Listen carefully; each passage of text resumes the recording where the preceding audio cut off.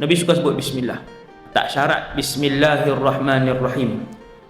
Antara yang Nabi sebut dalam setiap tindak tanduk dia adalah bismillah. Kalau tuan-tuan berasa berat kan, nak buka pintu bismillah, nak pakai baju bismillah, nak gosok gigi kalau belayak, dalam belayak lah bismillah. Setiap tindakan dipenuhi dengan ribuan bismillah. Kalau berasa berat, sebut bismillah pun dah cukup, dan itu juga sabit dengan hadis yang sahih. Nabi suka sebut dengan nama Allah, kemudian baru Nabi mula. Bahkan bila nak sembang dengan sahabat pun, sahabat dengar Nabi mula bismillah, baru Nabi tanya, habis. Kemudian mulut Nabi antaranya, Nabi suka memuji Allah.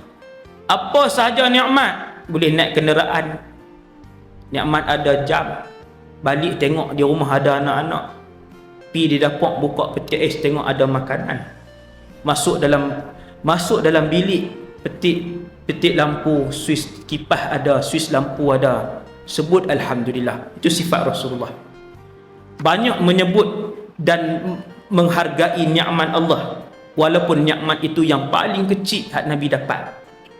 Kita sebutkah pakai slipper, nikmat slipper, nikmat rumah ada lampu, nikmat di rumah ada ayam, nikmat di rumah ada periuk yang banyak, ada pinggan mangkuk di rumah, ada peti ais.